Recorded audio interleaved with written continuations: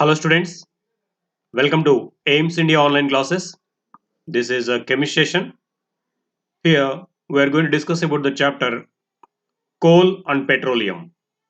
In this session, let us see the introduction about this chapter. We use various materials for our basic needs. Some of them are found in nature and some have been made by human efforts. Isn't it? If you observe once in our surroundings, we are using so many kinds of materials for our purposes. Out of those all materials, some are found directly from the nature and some have been made by human efforts. They are prepared by human beings. So different kinds of materials we are using for our needs. Nature facilitates us with the facilities that are necessary to lead a comfortable life. Yes, nature is providing many facilities for us, isn't it? Yes, it is giving many facilities for us to lead a comfortable life. We are facilitated with the air we breathe, isn't it? Who brought this air for us? Nature has given. Nature provided this air for us to breathe comfortably. The water we drink, yes, the water which we are drinking is also given by nature to us. So we are comfortably drinking that water and we are able to survive. And the food, from where we are getting this food? From the nature, from the land, from the agriculture. We are getting these all food items, isn't it? That is formed from the land, which is a part of nature. Sunlight, minerals, etc. These all are given by nature for us for our comfortable life. Okay, these all are given by the nature. These are termed as resources. Yes, the materials and the things which we are using for our life continuity, which are given by nature, are called as resources. They can be classified as natural as well as man made. So, of course, so many resources or so many materials are given by the nature for our life, but some of them we are preparing artificially. So, based upon this, these resources are classified into two types. They are natural resources and man made resources. First, let us say about natural resources. The resources which are provided by the nature are called as natural resources like sunlight, air, water, energy, etc. These all are provided by the nature. We are not creating these, isn't it? We are using these which are provided by the nature. Such kind of resources are called natural resources. And they are derived from the land, soil, animals, water, and some mines. So they are available in the nature. Just we are deriving from those resources. These all. Suppose if we take some minerals, those we derive from land and even soil, and we get some milk and these all resources from the animals, and we get crop from the soil, and water is also present on the land itself, and we get air from the atmosphere, we get light from the sun. So these are the natural resources which we are utilizing. See here, man-made resources. These resources, on the other hand, are created by the activities of human beings.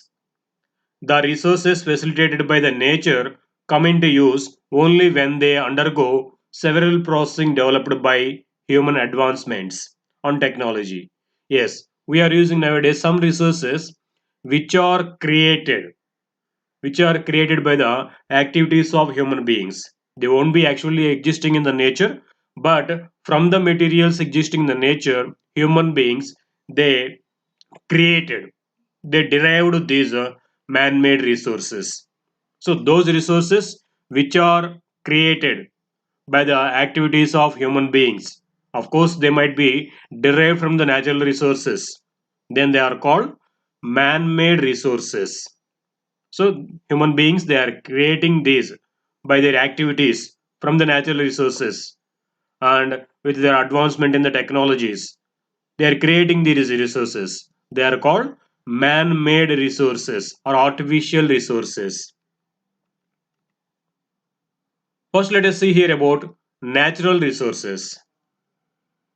There are two types of natural resources here. What did we say natural resources means? The resources which are available directly in the nature, like sunlight, water, land, soil, air. These all will come under natural resources. So in these again, there are two types. They are exhaustible resources and inexhaustible natural resources. Yes, so based upon the existence of these resources, they are classified into two types. They are inexhaustible natural resources and exhaustible natural resources. So here the classification is given pictorially. Natural resources are of two types. Inexhaustible natural resources. Inexhaustible means the resources which will be available for longer time. They won't be exhausted even after using continuously also. Such kind of resources are called inexhaustible natural resources. And some natural resources are there. They will be exhausted after continuous using for certain time. Means they will be finished off after using continuously for a long time. Such kind of resources are called exhaustible resources. So here natural resources are classified into two types: inexhaustible and exhaustible natural resources. Again here in these exhaustible, what did we say exhaustible resources means? The resources which will be finished after certain usage, those are called exhaustible resources. So these are again of two kinds. Some exhaustible natural resources can be renewable, means they can be created again. Such kind of resources are called inexhaustible renewable resources. But some are there, once if it is finished, that cannot be renewed. Such kind of resources are called exhaustible non-renewable natural resources. Okay, in this way natural resources are classified into two types: exhaustible natural resources and inexhaustible natural resources. These exhaustible natural resources again classified into two types. They are renewable, means which can be created again by human activities. They are called exhaustible renewable natural resources, and some are there which cannot be created again once if it is finished. Such kind of resources are called exhaustible, natural, non-renewable resources. First, let us see here about inexhaustible natural resources. Resources which do not exhaust and which are available in plenty in the nature are known as inexhaustible natural resources. Yes, the resources which are available in the nature and can be used continuously for longer time, which won't be finished off, even though we use them continuously. They are called inexhaustible natural resources. They will be available in the nature in the plenty.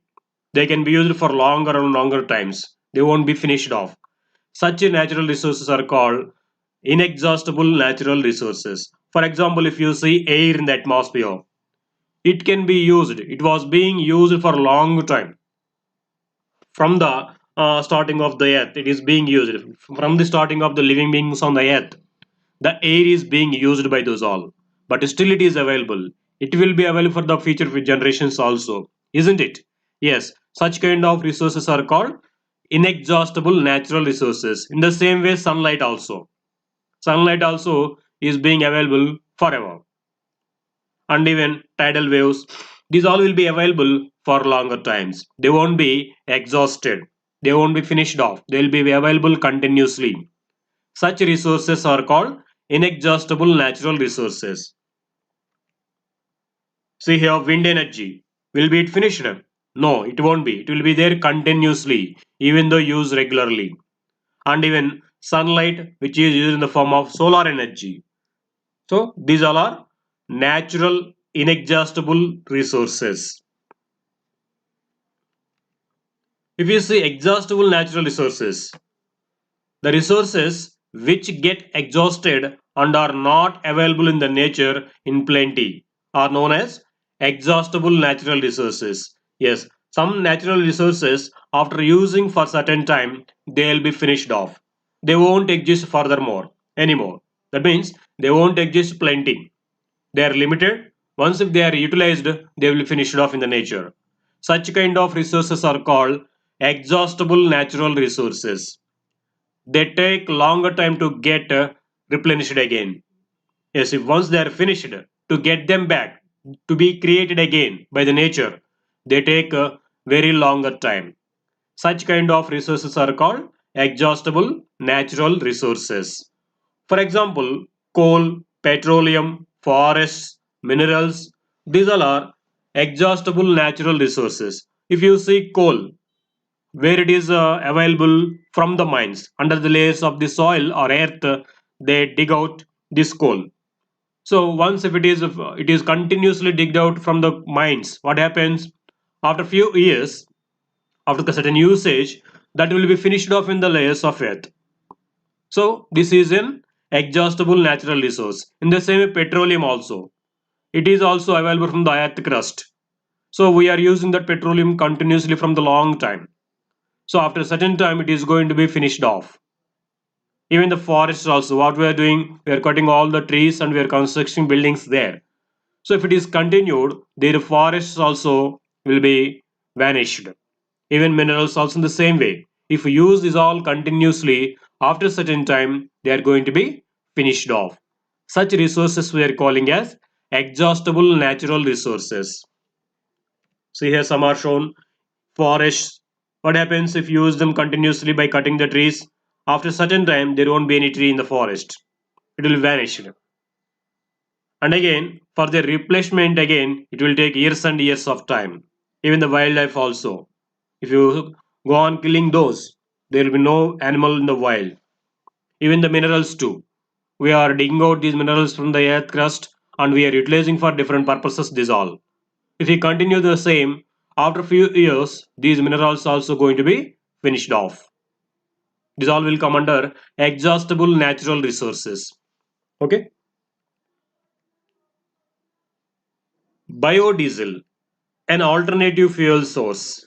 Yeah, nowadays we are hearing this biodiesel name, which is an alternative for these all fuels like petroleum and coal. So biofuels are one of the major non-conventional energy resources.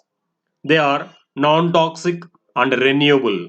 So that is a major advantage of these biofuels like biodiesel. What is the major advantage?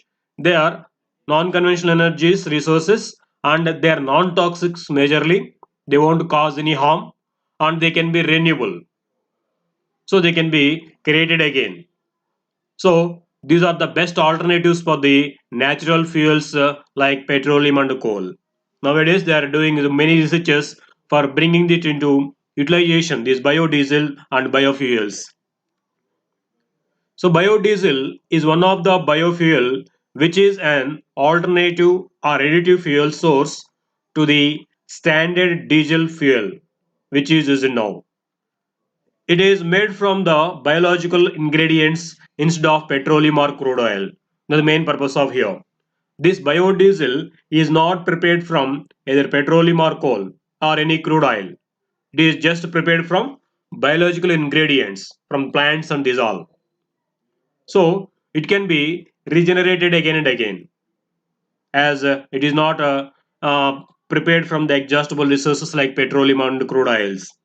It is just prepared from the biological ingredients like the plants and their derivatives. So it can be prepared continuously.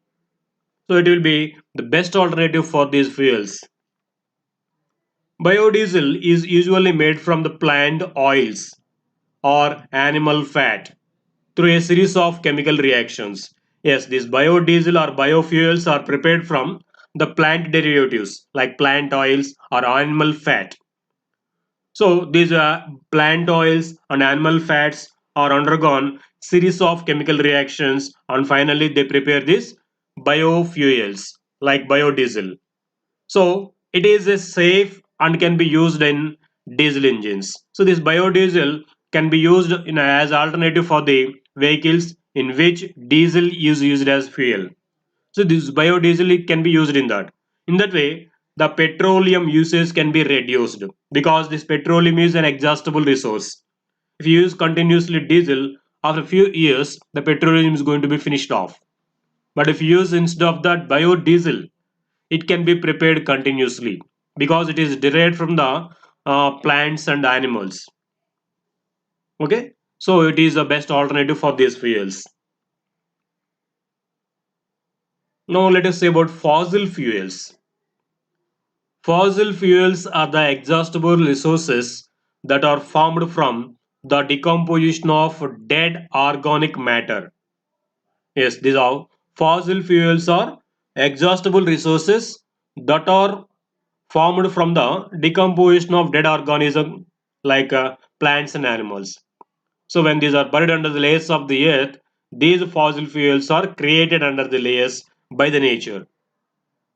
Example for these fossil fuels are coal, petroleum, and natural gas. These all are created. These all are being formed by the nature under the layers of the earth because of the dead organic matters which are buried under the layers of the earth. First, let us see here about coal and petroleum. Coal and petroleum are exhaustible natural resources as their availability is limited in the nature. Yes, we are using continuously as coal and petroleum for our purposes. But these natural resources are limited in their nature. So at certain time they are going to be finished. If you use them continuously in the same manner, after few years they are going to be exhausted off. So these are called exhaustible natural resources. So coal and petroleum are used in mainly as fuel. Yes, these two are mainly used as fuel.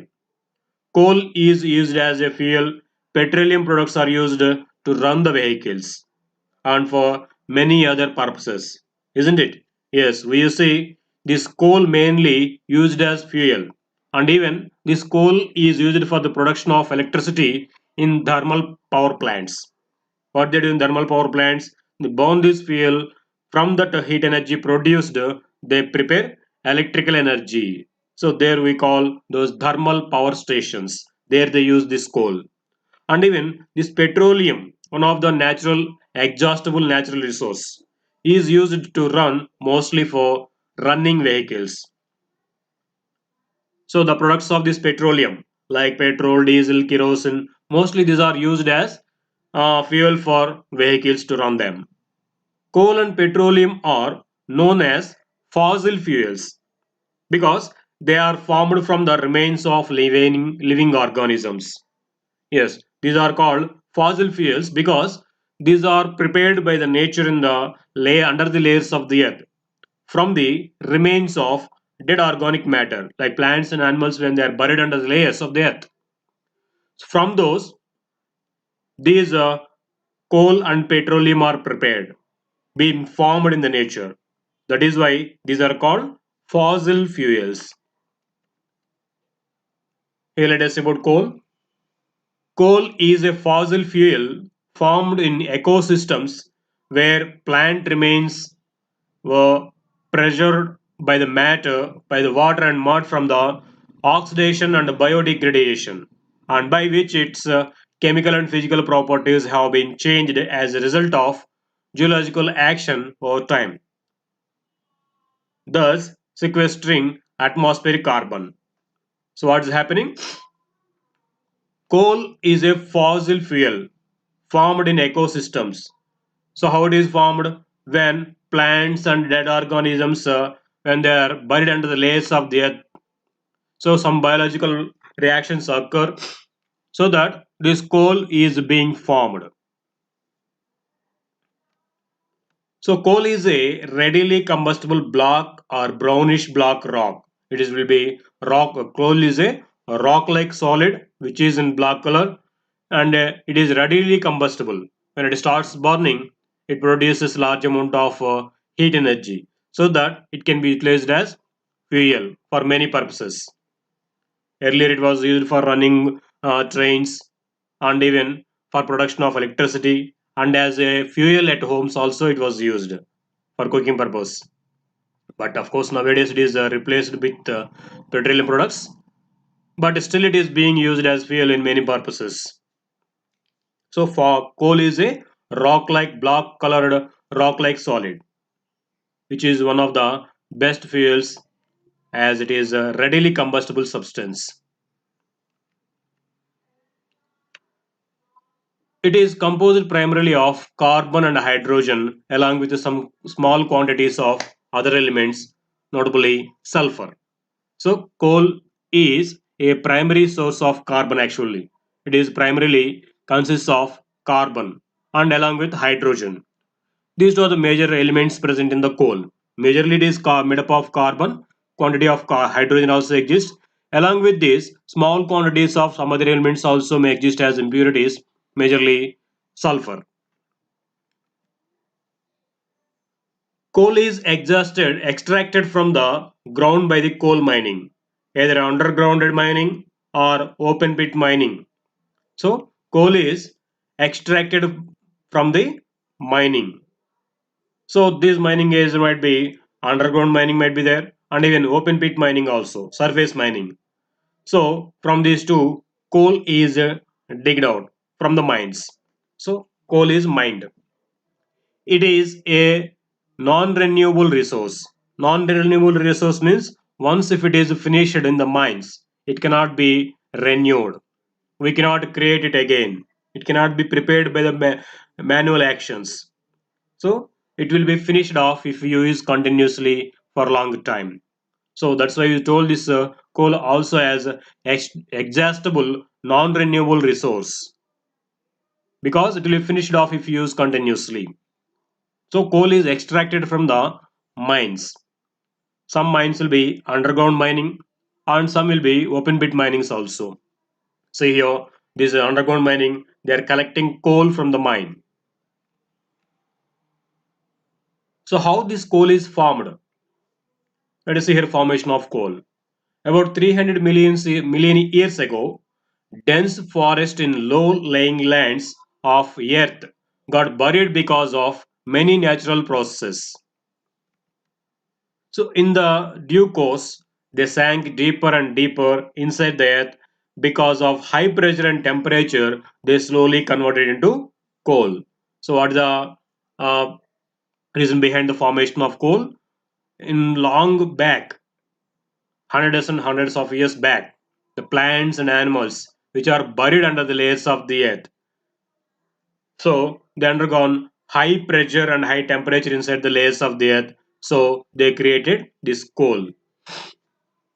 So dense forest and animals which are laying lands of the earth got buried under the layers of the earth because of these some natural processes like earthquakes and these all. So they are buried under the layers of the earth. So they sank deeper into the soil. There, inside the earth, because of high pressure and temperatures, they slowly convert into coal. In that way, coal is formed from the natural animals and plant derivatives. That is why we call this as fossil fuel. Such a slow process of conversion of dead vegetation into coal is called carbonization. So we told here dead plants and animals which are buried under the layers of the earth slowly they convert to form coal because of high pressure and temperature inside the layers of the earth. But it won't be done night to night. It takes years and years of time. This is a very slow process. This is slow process of conversion of this the dead vegetation into coal is called carbonization. Okay, the formation of coal, the process of formation of coal is called carbonization. Coal is considered as fossil fuel as it is formed because of carbonation of dead remains of living organisms. Yes, it is called that is why as fossil fuel. Why? Because this coal is formed from dead vegetation, dead remains of living organisms like plants and animals. That is why it is called fossil fuel. So, based upon the process, as we told, this carbonization process is a very slow process. So in this different stages of coal will be observed. Based upon the time and the stage of the formation, coal is classified into four types. They are anthracite, bituminous, subbituminous, lignite, peat. Actually, they are the different stages in the formation of coal. Next, the destructive distillation of coal. The process of heating coal in the absence of air is called destructive distillation of coal. So the heating of substance, heating of a substance in the absence of air at very high temperature is called destructive distillation. So if your coal is undergone this process, that means if coal is heated in the absence of air at very high temperature, that is called destructive distillation of coal. Coal contains a number of elements such as carbon, hydrogen, oxygen, and sulfur. Yes, as we told earlier, carbon is a substance which is majorly containing carbon along with hydrogen. Along with these elements, some other elements also exist, mainly oxygen, nitrogen, and sulfur. Okay, when this is the process of destructive distillation of coal. See here, coal is taken in this boiling tube, and it is closed with the cork which is containing a delivery tube. Now this coal taken in this test tube or boiling tube is heated strongly by using a Bunsen burner or spirit lamp. Then it undergone destructive distillation and has given some products here. Let us see what are the products formed. When coal is heated in the absence of air strongly, a number of products are obtained. The products obtained are the main products obtained by the destructive distillation of coal are coke, coal tar, coal gas, and ammonium liquor. These are the major products. Main products formed are four here. When coal is undergone destructive distillation, these are the products formed. One of them is coke, coal tar, coal gas, and ammonium liquor. So the products formed are in three states. So when solid coal is undergone destructive distillation, a solid coke is formed as a product, and two liquid products are obtained. One is coal tar and ammonia liquor. Two liquid products are obtained. One more gaseous product, that is called coal gas. So in this way, four products are obtained when coal is undergone destructive distillation. Okay, let us see about these products clearly in our further sessions. Thank you for watching our video. Please subscribe our YouTube channel AIMS Today and visit our website aimstoday.in for latest updates and recorded videos.